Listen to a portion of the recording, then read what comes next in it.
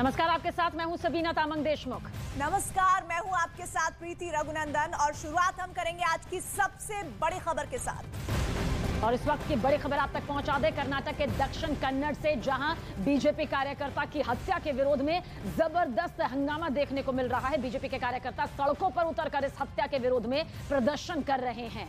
अब से थोड़ी देर पहले नाराज कार्यकर्ताओं की भारी भीड़ सड़क पर उतरकर नारेबाजी करती दिखी, जबकि एक गाड़ी के चारों तरफ भी भयंकर भीड़ नजर आई। हालांकि हंगामा बढ़ने पर पुलिस ने इन कार्यकर्ताओं पर लाठीचार्ज किया है ताकि भीड़ को तितर बितर किया जा सके। इनिशियली रिपोर्ट जो आ रहा है, केरल का जो एसडीपीआई और पीएफआई का लिंक है, ऐसे मैसेज मीडिया में वगैरह आ रहा है, मीडिया और सोशल मीडिया में। पुलिस इन्वेस्टिगेट कर रहा है, लेकिन इसके लिए जो पीएफआई और एसडीपीआई को जो बढ़ावा दिया है वो उधर केरल में और इधर भी कर्नाटक में भी कांग्रेस पार्टी उसको बढ़ावा दे रहा है। उनके खिलाफ जो कुछ भी केसेस था, सिद्धरामैया ने इनको विथड्रॉ किया था। इनको एक तरह से एनकरेजमेंट मिल रहे हैं, इसीलिए। लेकिन हमारे सरकार उधर जो है सख्त कार्रवाई करेगी और जो कल्प्रिट्स है they will be brought to book.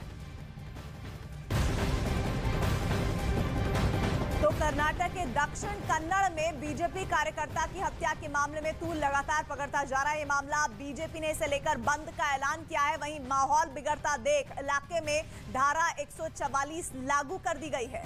तो बीजेपी कार्यकर्ता की हत्या के बाद देखिए किस तरह का हंगामा बरपता हुआ नजर आया। बेल्लोर में कार्यकर्ता की हत्या हुई और बताया जा रहा है कि बाइक सवार बदमाश थे जिन्होंने इस वारदात को अंजाम दिया। तो इधर कर्नाटक के दक्षिण कन्नड़ में बीजेपी कार्यकर्ता के हत्या के बाद बवाल की ये तस्वीरें हैं और इसके बाद पुलिस को लाठीचार्ज करना पड़ा है। आलम ये हुआ कि वहां पर बहुत बड़ी संख्या में ये कार्यकर्ता एकत्रित हो गए थे जिन्होंने प्रोटेस्ट किया और इस दौरान हालात बेकाबू हुए तो पुलिस को लाठीचार्ज करना पड़ा। मामले की तफ्तीश शुरू कर दी गई है, लेकिन जैसे ही बीजेपी कार्यकर्ता की हत्या बेल्लोर में की गई उसके बाद गुस्सा यहां पर देखिए समर्थकों का किस तरह से भड़कता हुआ नजर आया। वारदात को अंजाम बताया जा रहा है कि बदमाशों ने धारदार हथियार से दिया।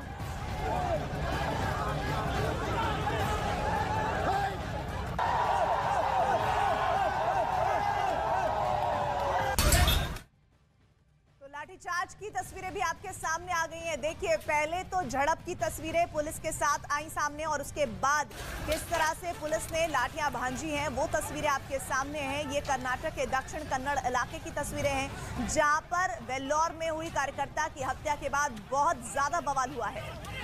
तो बीजेपी कार्यकर्ता की हत्या के बाद हालात बेकाबू हो गए और हालात को काबू में करने के लिए वहां मौजूद पुलिस कर्मियों ने लाठियां तक भांजनी शुरू कर दी। तो कर्नाटक के दक्षिण कन्नड़ में बीजेपी कार्यकर्ता की हत्या के बाद तनाव बढ़ गया है और एक दिन पहले ही बीजेपी कार्यकर्ता प्रवीण नेटारो जख्मी हालत में मिले थे, लेकिन इलाज के दौरान उन्होंने दम तोड़ दिया था। कलेक्टर के पुत्तूर में जिला कलेक्टर के ऑफिस के बाहर बीजेपी कार्यकर्ताओं ने जमकर हंगामा किया। ये सभी लोग बेल्लोर में हुई बीजेपी कार्यकर्ता की हत्या के विरोध में प्रदर्शन कर रहे थे और आरोपियों की जल्द गिरफ्तारी की मांग कर रहे थे, क्योंकि बीजेपी ने हत्या की घटना को लेकर बंद का ऐलान किया था। जिसके बाद माहौल बिगड़ता देख पुलिस ने इलाके में धारा 144 लागू कर दी और मौके पर अतिरिक्त बल तैनात किया गया। इस बीच कर्नाटक के सीएम बसवराज बोम्मई ने हत्या की निंदा करते हुए आरोपियों को जल्द गिरफ्तार करने की बात कही। ಖಂಡಿತವಾಗೂ ಒಬ್ಬ ಅಮಾಯಕ ಕೊಲೆ ಆದಾಗ ಆಕ್ರೋಶ ಇರ್ತದೆ. ಅವರೆಲ್ಲರಿಗೂ ಕೂಡ ಶಾಂತಿ ಸಂಯಮದಿಂದ ಇರಕ್ಕೆ ನಾನು ಈಗಾಗಲೇ ಹೇಳಿದ್ದೀನಿ ಮತ್ತು ನಮ್ಮ ಹೋಮ್ ಮಿನಿಸ್ಟರ್ ಈಗಾಗಲೇ ಎಸ್ಪಿ ಅವರಿಗೆ ಎಲ್ಲ ಸೂಚನೆಯನ್ನು ಕೊಟ್ಟೆ. ಆದಷ್ಟು ಬೇಗನೆ ಯಾರ್ಯಾರು ಕೊಲೆಗಡಕರಿದ್ದಾರೆ ಅವ್ರನ್ನ। बताया गया कि प्रवीण नेटारो अपनी दुकान बंद कर घर जा रहा था कि तभी मोटरसाइकिल सवार बदमाशों ने धारदार हथियार से उन पर हमला कर दिया था। तो दक्षिणी कन्नड़ के पुत्तूर में देर रात अस्पताल के बाहर बीजेपी कार्यकर्ताओं की भारी भीड़ जमा हो गई और बीजेपी कार्यकर्ताओं के विरोध में हंगामा वहां पर बहुत ज्यादा हुआ, जिसे देखते हुए पुलिस ने अस्पताल के बाहर सुरक्षा के कड़े इंतजाम किए हैं। तो अस्पताल में बाहर बीजेपी के कार्यकर्ता जुट गए, बहुत ज्यादा वहां पर हंगामा हुआ। हत्या का पूरा ये विरोध जताया जा रहा था, जिसके बाद हालात बेकाबू हुए तो पुलिस को एक्शन में आना पड़ा। तो दक्षिणी कन्नड़ के पुत्तूर में देर रात अस्पताल के बाहर भारी भीड़ जमा हो गई और बीजेपी कार्यकर्ता की हत्या के विरोध प्रदर्शन के दौरान काफी बवाल हुआ। बीजेपी कार्यकर्ता का शव पुत्तूर के सरकारी अस्पताल में रखा गया। ऐसे में अस्पताल के बाहर भी बीजेपी कार्यकर्ताओं की भारी भीड़ जमा हो गई और उन्होंने इस हत्या के विरोध में जमकर नारेबाजी भी की, जिसकी जानकारी मिलते ही अस्पताल के बाहर भारी सुरक्षा बल तैनात कर दिया गया।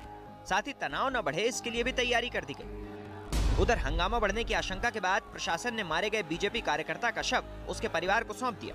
इस हत्या के मामले में पुलिस ने जांच तेज कर दी और जल्द ही आरोपियों को पकड़ने का भी दावा किया। और इधर दिल्ली में मंकी पॉक्स का एक संदिग्ध केस सामने आया है और खबर तो ये है कि दिल्ली के पास यूपी के गाजियाबाद के रहने वाले एक आदमी को बुखार और स्किन में घाव की शिकायत थी। तो देखिए किस तरह से लक्षण यहाँ पर दिखाई दिए। हालांकि इस लक्षण को देखने के बाद तुरंत दिल्ली के LNJP अस्पताल में उसे भर्ती करवा दिया गया और उसके खून के सैंपल पुणे में NIV लैब भेजे गए हैं, जिसकी रिपोर्ट का इंतजार है अभी। और बताया ये गया है कि संदिग्ध मरीज 2 महीने पहले ही पेरिस गया और कुछ दिन पहले ही वो वहां से मुंबई होते हुए गाजियाबाद आया था।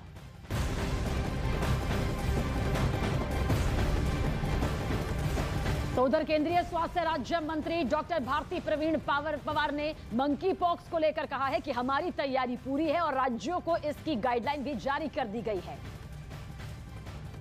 मंकी पॉक्स को लेकर क्या तैयारी मैम? सर, इसमें ऑलरेडी प्रेस नोट चला गया है। सेंट्रल गवर्नमेंट से राज्यों को निर्देशित किया गया है और सेंट्रल गवर्नमेंट का प्रेस रिपोर्ट रिलीज भी चला गया था।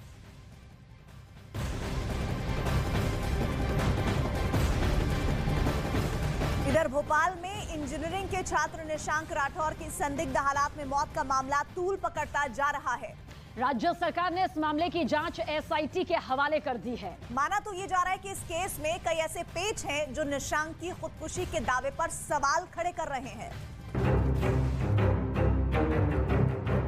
बीटेक के छात्र निशांक राठौर की मौत से जुड़े ऐसे ही सवालों के जवाब तलाशने के लिए अब जांच को SIT के हवाले कर दिया गया है। खुद मध्य प्रदेश के गृह मंत्री नरोत्तम मिश्रा ने मामले की SIT जांच के निर्देश दिए हैं। रायसेन को निर्देश करने वाला हूं अधिकारियों को कि इसमें SIT बना के बिंदु से विस्तार से जांच करें।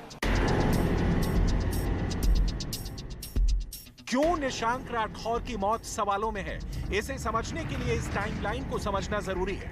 निशांक को रविवार शाम 4:08 पर अपनी स्कूटी से भोपाल के TT नगर इलाके से निकलता हुआ देखा गया। शाम को ही 5:09 पर यानी ठीक 1 घंटे बाद निशांक को बरखेड़ा पेट्रोल पंप पर पेट्रोल डलवाते देखा गया।